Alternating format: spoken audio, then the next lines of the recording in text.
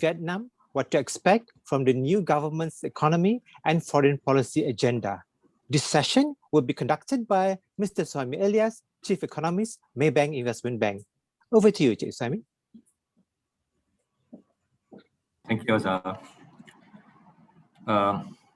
Welcome to the last but not least session of today's Invest ASEAN 2021 chapter on ASEAN exchanges. The event themes beyond pandemic crisis is, to me, certainly relevant for this session on Vietnam, as the discussion is essentially on the country's economic and foreign policy agenda going forward under the new leadership. We are privileged today to have with us Dr. Hoang Hiep, Senior Fellow at the Vietnam Studies Program and Regional Strategic and Political Studies Program of the ISEAS Yusof Ishak Institute. Joining him are our very own Maybank Kim Eng's Vietnam's equity strategist Hoang and MKE's Vietnam economist Linda Liu. Now we have a hard stop at 4:45 p.m. so I'm extremely mindful of this. So we will start the session with Dr. Lee's presentation, but just before that, a quick reminder, a short message to the participants. You can and please submit questions to our speakers and panelists via the Q&A icon or box at the bottom left side of the screen. So don't be shy. Dr. Lees, over to you, and maybe for about 20 minutes. Yes. Thank you, Suhaimi. First of all, good afternoon to everyone. And I would like to thank MKE for inviting me to participate in this event. Before I start my presentation, please let me share my slides. So today I'm tasked to talk about the hot topic, Vietnam, what to expect from the new government's economic and foreign policy agenda. We know that in February, the 13th Congress of the Communist Party of Vietnam elected a new leadership, and 2 months later, they appointed a new government led by Prime Minister Phạm Minh Chính. So with this leadership transition, what can we expect from the new government's economic and foreign policy agenda? This is outline of my presentation. I will first talk briefly about the new government, who are the new leaders, who are the new ministers, and then I will go deeper into the implications in terms of economic policy and foreign policy. As I mentioned, the new government was elected at the final session of the 14th National Assembly in early April. This is something rather unconventional because according to the Constitution, the new government should be elected by the new National Assembly.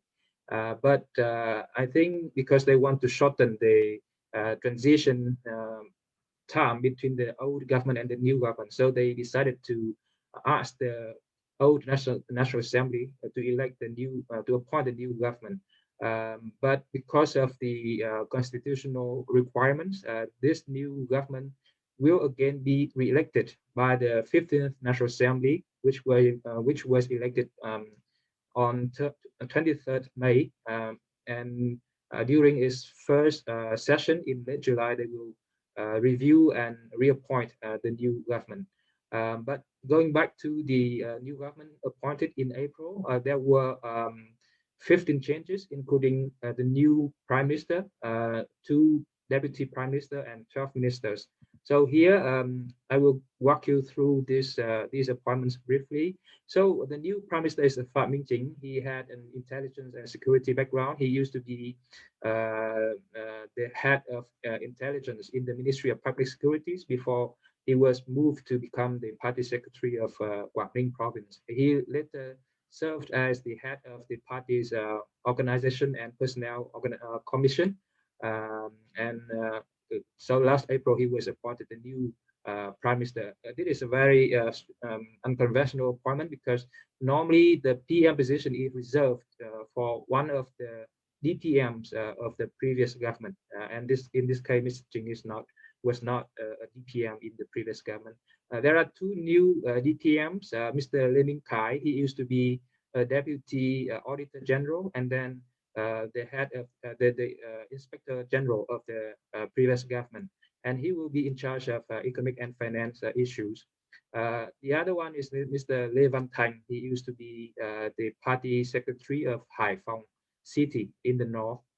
He used to work as an official in the local state-owned enterprise before doing politics, and he will be in charge of sectoral economies. That means different industries of the country, including energy, oil and gas, cement, you name it. So he will be also one of the key men that investors should be interested in. There are 12 ministers, but I just want to highlight some key minister here whose portfolio are related to economic policies.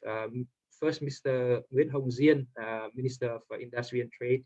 He didn't have an industry or trade background. Instead, he was a propaganda expert, but for some reason he was appointed the new Minister of Industry and Trade. Mr. Nguyễn Chí Dũng, he was the Minister of Planning Investment from the old government, so he was reappointed as the Minister of MPI. Ms. Nguyễn Thị Hồng is the Governor of the State Bank of Vietnam. Mr. Hồ Đức Phước is the new Minister of Finance. He used to be the Auditor General in the previous government. Mr. Trần Văn Sơn is the head of the government office, also a very important position. He used to be the deputy head of the government office. And of course, because today we talk about the foreign policy issues as well. So here I would like to mention Mr. Bùi Thanh Sơn, the new Minister of Foreign Affairs. He used to be one of the deputy ministers of foreign affairs in the previous government. Now I will move to the economic and foreign policy implications of the new government change. But before we go into economic policy, I think it's important to understand the context of the Vietnamese economy. Why such policy? So we all know that last year Vietnam was hit by the pandemics, COVID-19 pandemics. Like most countries, Vietnamese economic growth was constrained, but luckily, thanks to Vietnam's rather successful efforts in containing the virus, Vietnam still registered an economic growth of 2.9%, one of the few countries in the region that managed to have a positive growth last year.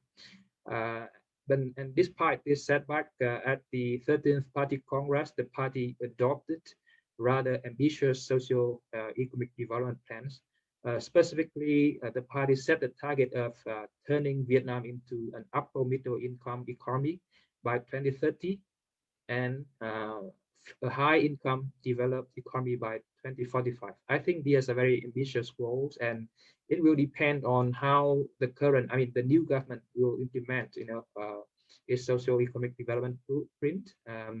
Also depends on whether Vietnam can transform its economy into a more innovation-based economy.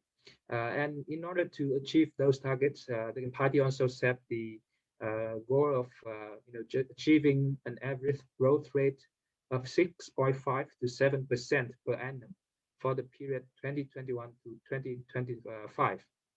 So with these very ambitious goals set for Vietnam and also for the new government, Prime Minister Phạm Minh Chính is very incentivized to deliver strong economic growth to meet the above targets, and also to strengthen his own political prospects, because Mr. Chính is known as an ambitious politician, and he may be one of the two candidates to replace Mr.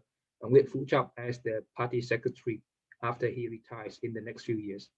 But of course, we know that there are many challenges to Mr. Chính ambition. The most immediate challenge may be the COVID-19 pandemics, which is now causing a lot of challenges for Vietnam. But there are also other long-term challenges, such as infrastructure development, red tape and corruption, policy coordination and implementation, and of course, we cannot forget the increasing uncertainties in the external environment, especially given the intensifying strategic competition between the US and China. So now I would like to move to some policies that is being adopted or are being adopted or may be adopted by the government of Mr. Jing.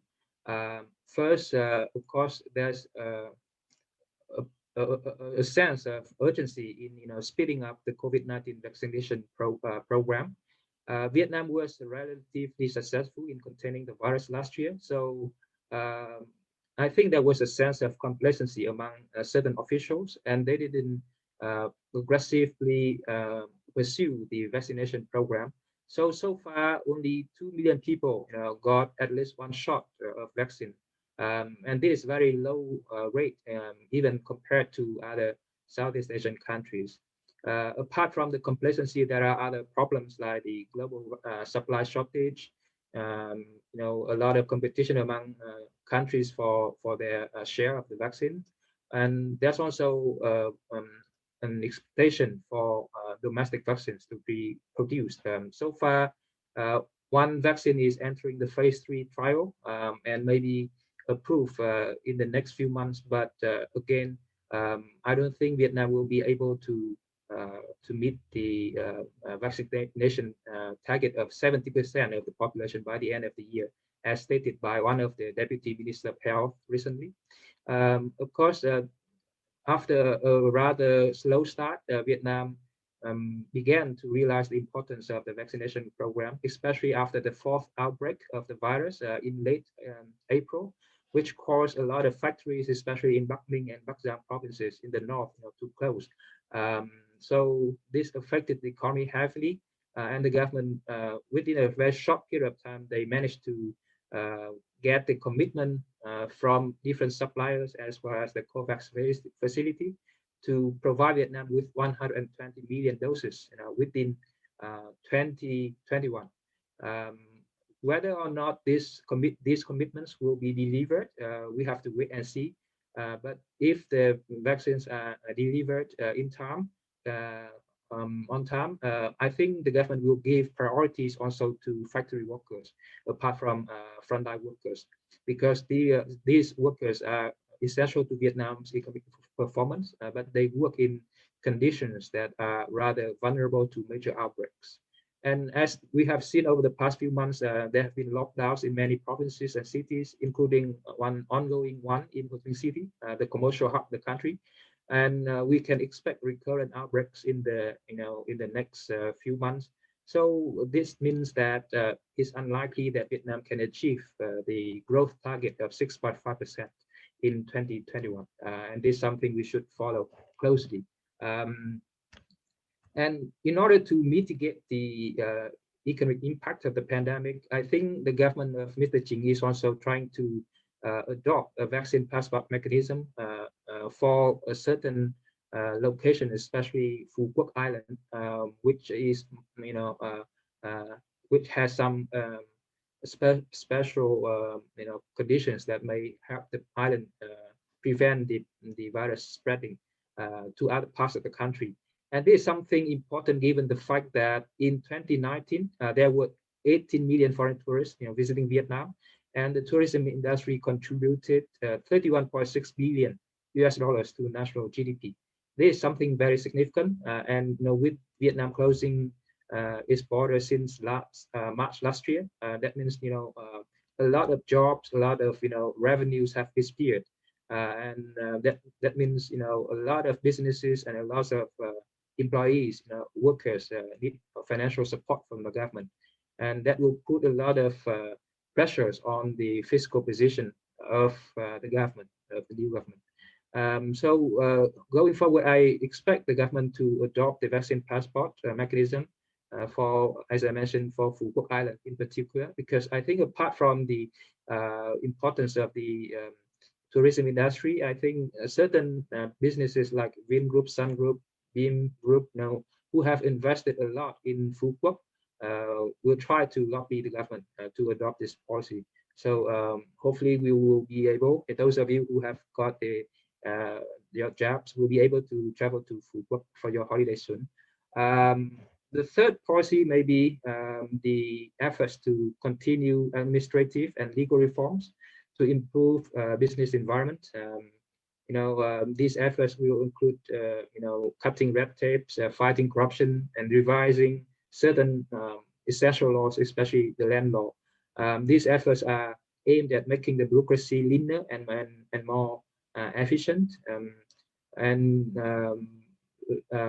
There will be also efforts to adopt, ICT and develop digital government, and this is very clearly demonstrated through the Ministry of Public Security efforts to launch a national database on population, residents, and personal identification numbers.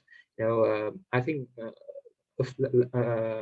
the past few days, and the database will be officially launched on the 1st of July. And I think this database is very essential for Vietnam to transform its bureaucracy and to develop the digital government. Some laws, like land laws, will also be revised in the next few months or few years. This is to reduce land dispute, which is a very important or burning issue for the government to deal with over the past few years, and also to reduce land-related corruption while increasing, the land use efficiency. Because land is obviously a very important resource for Vietnam to develop its economy. And if Vietnam can revise the land law and make it more business friendly and more efficient, then that will benefit the Vietnamese economy in the long term. Another item in the agenda of the government, I think, is to improve coordination between key ministries to facilitate policy implementation. Mr. Ching is said to be keen on delegating more power to other ministries and local governments. He will not do things that are supposed to be done by other ministers or by local leaders. So he will give more authorities to other politicians. And there have been also proposals to merge some ministries.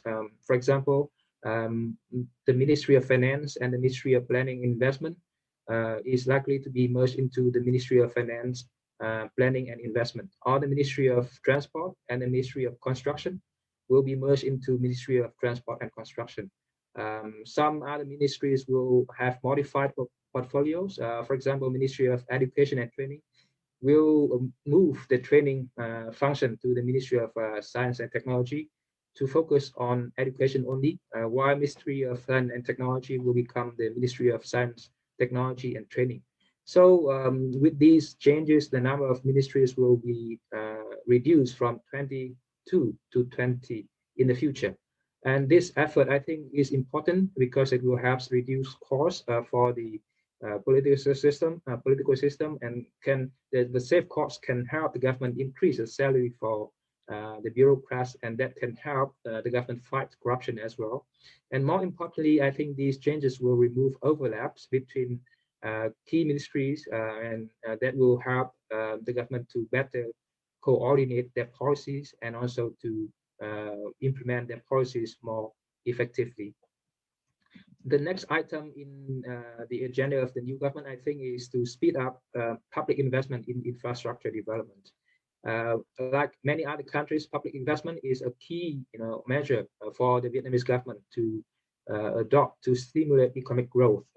And in the long term, upgraded infrastructure and connectivity is also key to attract foreign investment and support long-term economic development. I think this is important given the fact that Vietnam still lags behind some Southeast Asian peers in terms of infrastructure development. And MNCs, international investors, when they move away or diversify their manufacturing base away from China, one of the key factors that they consider is how developed the local infrastructure system is. And I think in this regard, Vietnam is keenly aware that Vietnam still needs to do more to improve its infrastructure system.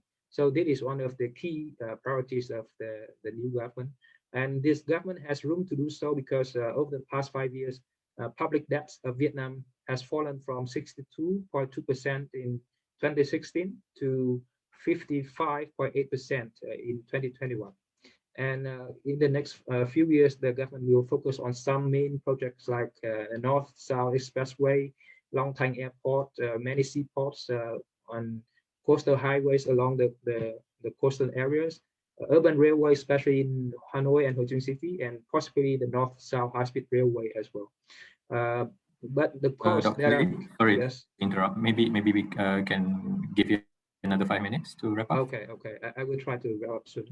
Some key challenges, the slow disbursement rate, and also increased material prices, especially due to the steel price, and also some issues with land clearance.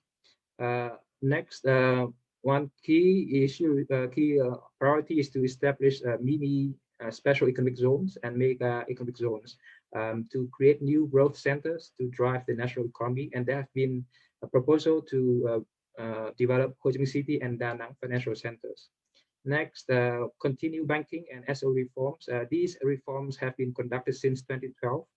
For banking reform, the banking system has been able to improve its resilience, especially through the adoption of Basel II standards and also better governance and transparency through public listings of most banks so far.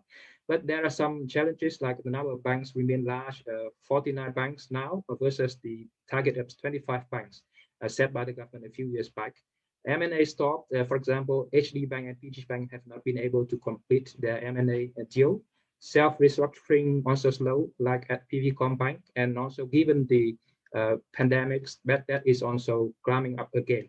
For SO reform, the key challenge now that all the easy targets have been achieved, so low-hanging fruits have been picked. Now more challenging obstacles, because the remaining SOEs are big ones, and also difficult to privatize. Next, the government also wants to promote innovation and the digital economy, and the COVID-19 is in fact a silver lining. And in this effort, private conglomerates like Vingroup also play a key role. Something new here, like VinFast, the automobile business that Vingroup is developing, will play an important role in this effort. And over the past few years, we've seen fintech and e-commerce industry, for example, booming in Vietnam.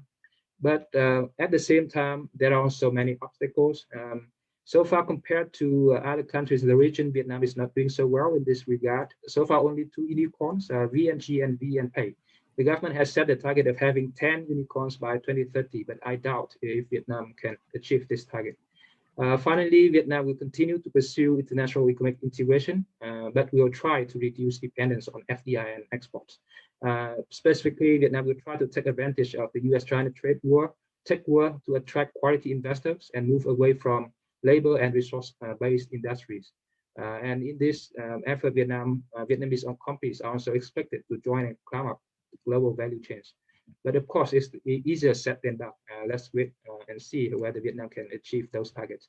Now moving to the foreign policy, I think everybody is aware of the challenges presented by the intensified strategic competition between China and the US and its allies, and Vietnam is no exception. And among the 4 hotspots that may destabilize the region's security and strategic environment, Korean Peninsula, Taiwan Strait, East China Sea, and South China Sea, Vietnam is directly involved in the South China Sea dispute, and they are also a key security challenge for Vietnam. And in this regard, China's increasing assertiveness and the South China Sea dispute will continue, to be a main security threat for Vietnam, not just for Mr. Ching's government in the next 5 years, but also for Vietnam's long-term security. Here, the last slide, foreign policy prospects. So I think the main policies of Vietnam will continue to, first, maintain peace and stability to facilitate economic development. Second, maintain a balance between the US and China and uphold the role of ASEAN. And third, peacefully solve the South China Sea dispute. And fourth, enhance Vietnam's international standing and possibly to achieve the middle power status by 2030. Some of the main priority here, these are mentioned by the new Minister of Foreign Affairs, Mr. Sun. First, deepening ties with important partners. Secondly, promote economic diplomacy to assist domestic economic development. Third, actively and proactively participate in multilateral mechanisms to shape international rules in accordance with Vietnam's national interests. And finally, to promote citizen protection and engagement with 5.3 million overseas Vietnamese. So these are the main policy and the main priorities for Vietnam's foreign policy in the next 5 years. So on that note, I would like to stop my presentation here, and I look forward to discussion and your questions. Thank you. Thanks, Dr. Lee. I think one thing that immediately popped into my mind from your presentation, and also in relation to the very first session we have today, which is on US-China rivalry topic. I think what I want to know, and maybe also a lot of participants also wondering, is Vietnam adopting ASEAN-style neutrality in its relationship and dealing with US and China, or is there some sort of rebalancing going on? I mean, depending on your answer and thought on that, can you also give examples of how Vietnam is, economically and diplomatically engaging the two competing superpowers? Yes, given the intensifying strategic competition between the US and China, Vietnam, as well as ASEAN countries, is in a rather difficult position, in their management of relationships with these two great powers. For Vietnam, I think, as well as for other Southeast Asian countries, they want to maintain a neutral position and a balanced relationships with the two great powers. For Vietnam, I think both countries are important to Vietnam in terms of economic development and security, because China, for example, is Vietnam's largest source of imports and also the second largest export market. Meanwhile, the US is also the largest export market of Vietnam. And security-wise, US is the main partner for Vietnam to balance against China. Why, as I mentioned, China is the largest or most serious security threat for Vietnam.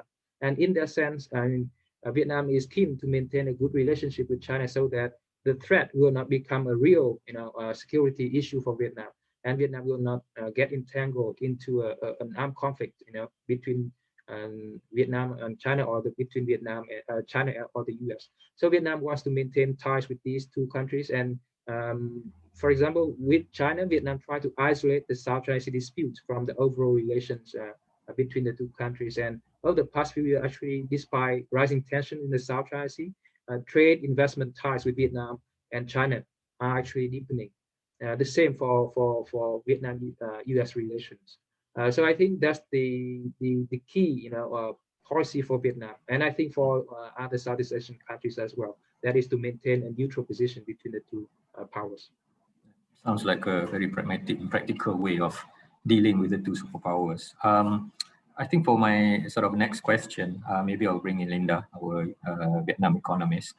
I mean, on this Vietnam becoming upper middle income economy by 2030, joining the ranks of developed economies by 2045, and the 6.5%, 7.5% growth that is projected next 5 years, are these targets achievable or realistic? I mean, Dr. Lee already cautioned that, the 6.5% growth target for this year might be missed. I mean, what would be the required long-term growth trajectory for Vietnam? And related to that, can it be sort of realized by continuing on this current export-oriented, FDI-driven growth model, or does Vietnam needs a different, a new, fresh growth and development model going forward? Yeah.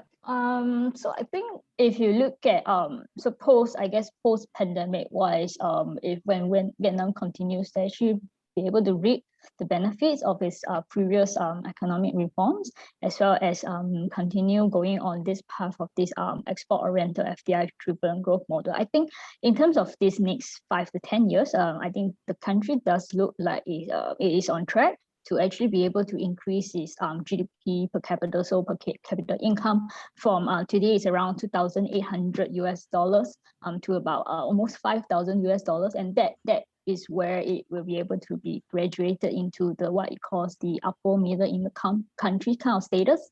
So I think that that kind of trajectory, if we look at the ballpark estimate, it actually requires this economy to grow by around 6.5 to 7% in this coming 5 years, which is the kind of growth target set by the government. And in the next 5 years, I think even though you might see slightly slower due to kind of base and the over kind of a longer term slowing down of the economic growth, I think if we look at if at least we can still expect about at least 6% growth for Vietnam, then I think given the current economic drivers, as well as, I guess, the country's fundamentals still remain supportive in terms of its low wage competitiveness, as well as young population, and given the current stage of Vietnam's economic development, I think this level of growth, economic growth, does look reasonable for Vietnam in the near to medium term. I think for me, in my opinion, a more challenging task for Vietnam could be the more ambitious longer term goal, whereby it aims to join the ranks of being a developed economy by 2045. This actually implies that Vietnam needs to achieve a GDP capital of more than almost 20,000 US dollars. So, and that, I think, if you look at the estimates, that would actually mean that you require Vietnam to be able to grow at an average economic growth rate of more than 6.5% or almost near 7% over the next 25 years. So I think that to me will be a lot more challenging, while there is such a potential for Vietnam to meet this kind of aspiration. I think to be able to maintain it on a very sustainable manner at such high growth pace over this next 2 to 3 decades will be challenging without seeing further economic reforms. So, for example, I think many of these kind of growth drivers that we are seeing today, for example, exports, FDIs, and low wages, it will eventually taper as Vietnam's economy continue to grow. I think it's a sign that's, I guess, inevitable. For example, wages in Vietnam right now is really low at around just half of that in China and 2/3 for ASEAN. But as the economy grow, I think wages will start rising, and that could potentially erode Vietnam's kind of current competitive advantage in the kind of relatively low value labor intensive segments of the value chains. So I think beyond the current export-oriented kind of growth model, I would believe some further economic reforms to be needed, increasing productivity, encouraging innovation among both the private sector as well as public sector state-owned companies. And I think greater government efforts may be needed to remove bottlenecks and also challenge, I guess, capital investments into the more efficient and more productive private sector of the economy. I think that would be some of the longer term challenges that I think Vietnam will need to face and as well as need to address in order to be able to achieve a longer term growth target and actually be able to maintain in a more sustainable manner. Yeah. Thanks, Linda. I also want to bring Hoang into the discussion now. I think, Hoang, maybe 2 questions. One is sort of a now kind of question. The other one is perhaps more longer term. The now one is actually come from one participant. Since Saloni Kepada asked, whether there is any update on trading issues on Vietnam stock markets. That's the first question. Maybe we can address that first. But I guess looking beyond the 12-18 month horizon for investors that are doing that, and given the government's medium to long term aim to elevate the economy's income and development status, I mean, which sectors and what companies you think investors should pay attention to?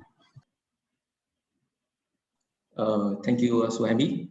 So for the first question, the good news is that the new system has been tested successfully. So the authorities is considering the timing to launch the new system. And it is expected that next Monday, 28th June, the new system will be launched online. That's the good news. Good news for the first question. For the second question about what sector that investors should look at on what company, so I think economic growth will benefit most of the sectors and companies. And in Vietnam, we have young population, we have rising middle income. So we especially like banking, consumer discretionary, as well as residential estate. We think they are the direct beneficiaries of Vietnam grow in the coming years, in the next 10 years. Just to give you some numbers, for example, for banking, 60% of population have yet to reach banking service. For consumer, only around 30 people per 1,000 people are cars in Vietnam. And for real estate, the mortgage penetration rate is just only 2% total households. Just to give you a few figures to show that the huge opportunities coming for companies doing business here in Vietnam. Regarding specific company names, we like Vietcombank. This is a proxy bank in Vietnam. We also like Techcombank, which is a pioneer in digital banking in here. For real estate, we like Vinhomes. Nevertheless, they are creating new lifestyle, new living standard in Vietnam for local people. And we also like Mobile World Andalusia. This is a #1 retailer in Vietnam with 3 different store chains, including mobile, consumer electronic, and grocery. Of course, there are also many industrial names that you may consider, like Vingroup is the largest conglomerate, and also a big venture in EV industry in Vietnam. We also have Hoa Phát, the largest steel maker in Asia, and FPT, the #1 local IT company with the global ambition, and as well as Germandev and Vizjet, etc. These companies are leaders in their respective industry, and they also share one common characteristic that they are originating from private companies. They have excellent execution capability and strong entrepreneurship that we believe will lay foundation for and inspire private sector in Vietnam, and together we will form a growth pillar for Vietnam in economy in the next 10 years.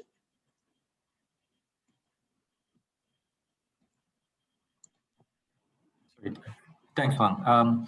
There's one question that maybe all panelists can chip in, and I think it's also in relation to certain things that Hoang mentioned just now about low financial inclusion and so on and so forth. And I think probably relevant. And the question from this anonymously posted is, could you comment on Vietnam's Gini coefficient and how that might be seen as an opportunity or threat to her future economic growth and social development? I suppose this is in relation to equality, maybe corruption, so on and so forth. Perhaps we start with Dr. Lee first. Yes, I think it's an increasingly challenging problem for Vietnam and also for the Vietnamese Communist Party, because Vietnam's Gini coefficient is now about 35 or 36, not too bad, but it's increasing. And over the past few years, I think it is particularly a problem because over the pandemic, for example, the rich are getting richer and the poor are getting poorer. A lot of workers are losing jobs. A lot of people are not having any income. So I think there's an increasing sense of resentment among these people. And if the government cannot restore economic growth and deal with the pandemic successfully, it will build up, further pressures on the party and the government. And as Vietnam is positioning itself as a socialist country, they want to maintain, equality among income equality among its people. And with this problem, I think the government is trying to do its best to address the issue. For example, by investing more into the infrastructure development in remote areas, for example, or to create more jobs for the low-income people, for example. But these are not easy. So I think if the government cannot control the pandemic, for example, or cannot promote employment among the low-income people, for example, it will come under greater pressure, and that may in the end create some political and economic instability for Vietnam. Linda, anything to add to that? Yeah, I would say that I guess I do agree with Dr. Lee that in terms of the pandemic crisis, I think it has definitely aggravated the kind of income gap between the rich and the poor in every country. I think it occurs the same, and we are also seeing what we call a K-shaped kind of recovery, whereby certain segments and sectors industries are actually not recovering. So if people are working in those industries, I think so far they will remain jobless, and I think it will be very hard for them to be able to regain back the income that have been lost during that period.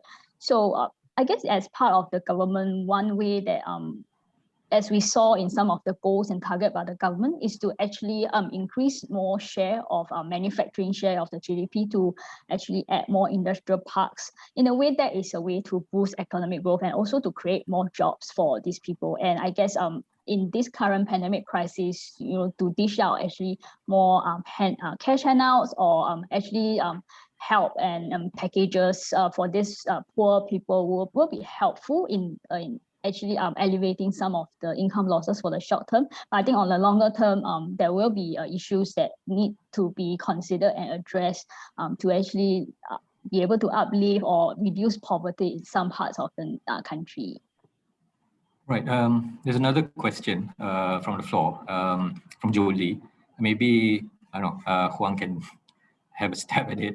Will Maybank offer its client the opportunity to invest in Vietnam through funds or otherwise? Hoang, any thoughts on that?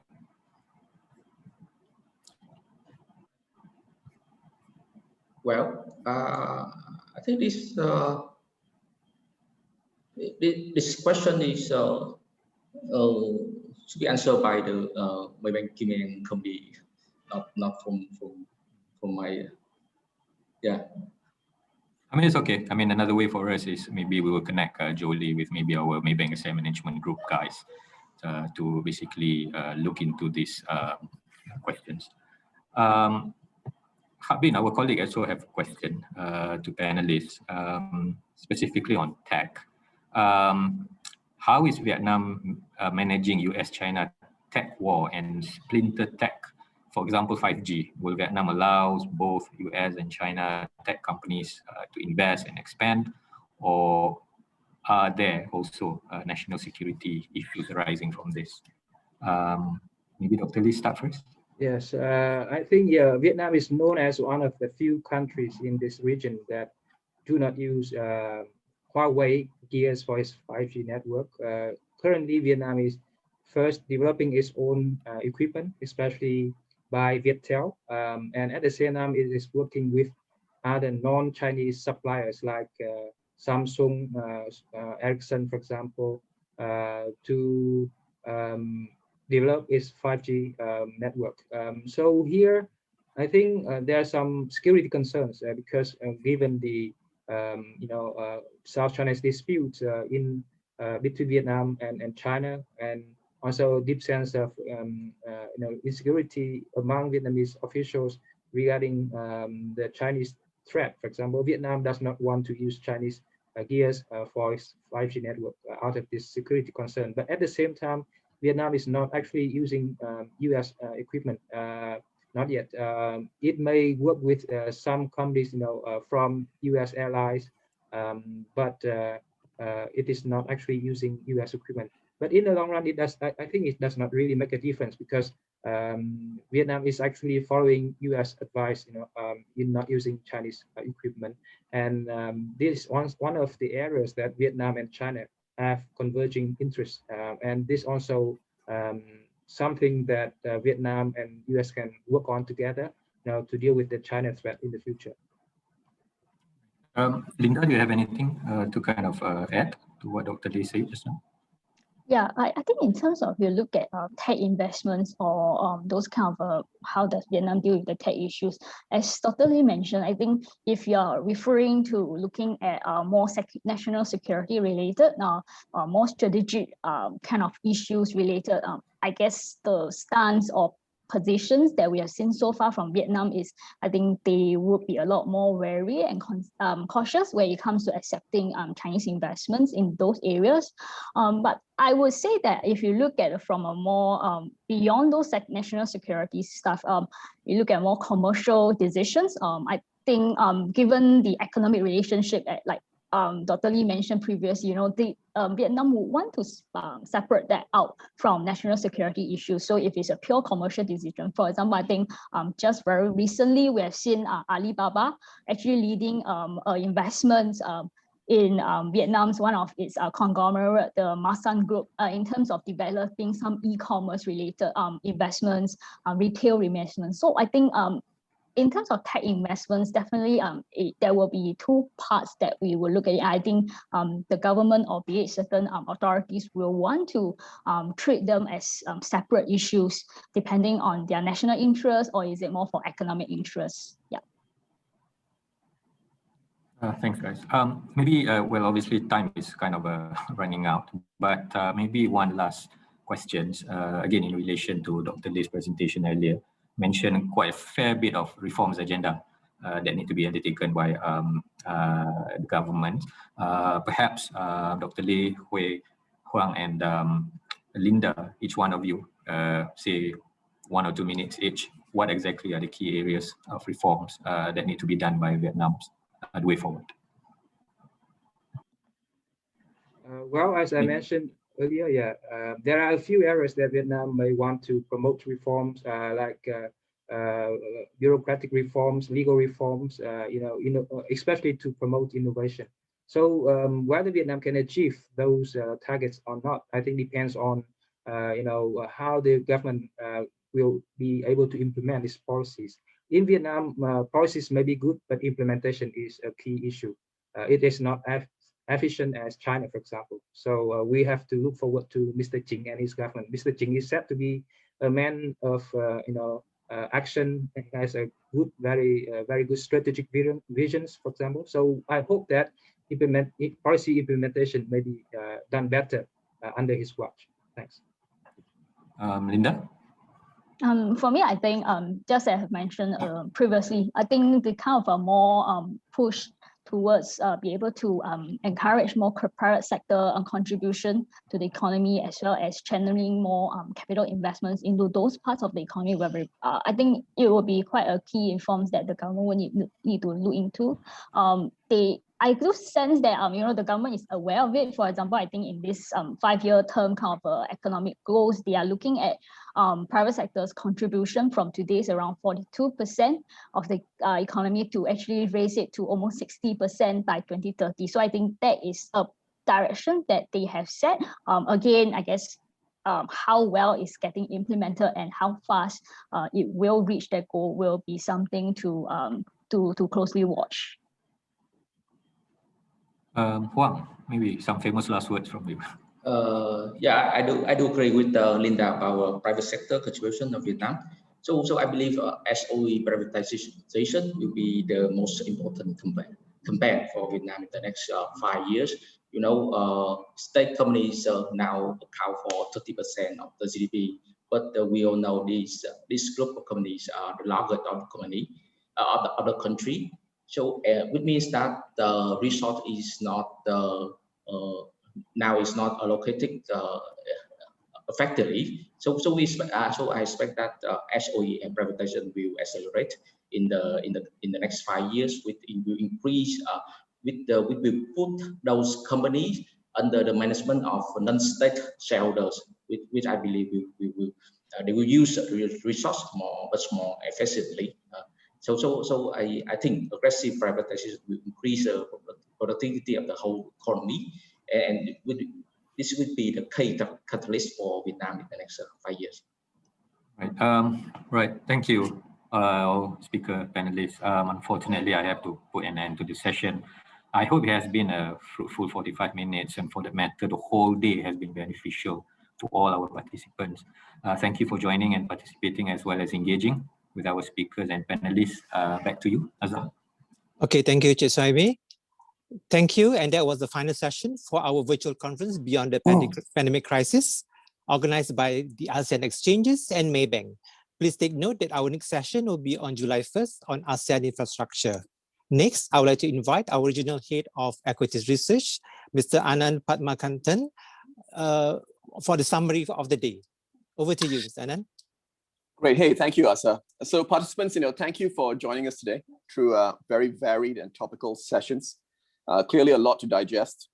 But if I had to take away, 3 key highlights which are relevant to investors, I guess the first would be that when it comes to the US-China rivalry, there is no easy way to cool these rivalries or have a rapid reduction in tensions.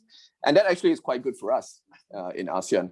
As long as we play the neutrality card well, which was echoed in the Vietnam session as well, we stand to really benefit from supply chain and trade relocation. And there are many companies across ASEAN who will be able to benefit from that. And many of those are listed, and we should be looking out for those as investment opportunities. My second takeaway is from the ASEAN Exchanges session. It's good to know ASEAN weightings in global indices will be going up with the addition of unicorns that are becoming listed. But I think what we all want to know as investors is, will we be able to access those unicorns after they are listed in our domestic exchanges? And I think that question remains to be answered, and hopefully it's answered in a positive way. It's also good to know the exchanges aren't rushing into crypto, which could be quite destabilizing.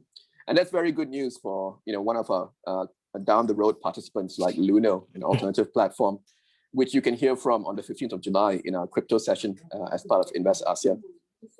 And the third and final takeaway for me is banks. They're boring, but actually there could be a new lease of life. The sustainability agenda that Dr. Faisal, as well as us Maybank analysts are doing a lot more work on. Clearly, banks have a huge role to play in transitioning industries to a low carbon economy, both in terms of capital as well as advisory. So, this could be a new growth driver for the industry, and some banks are better placed than others to benefit from that. So those would be the three key takeaways for me. I would just like to say, in terms of what's coming up next for Invest ASEAN, on the 1st of July, we have the ASEAN Infrastructure Day. And on the 5th of July, for that whole week, is Malaysia Corporate Week, which will include a strategy and economic session by Suhaimi and myself. And let me pass it back to you, Asa. Okay, thank you, Mr. Anand. Ladies and gentlemen, a big thank you to all our distinguished speakers for taking time to be with us today, and to all who have attended to this session. We hope you have benefited from those sessions. On behalf of the ASEAN Exchanges and Maybank, we'd like to wish you a pleasant day and stay safe. Thank you, everybody.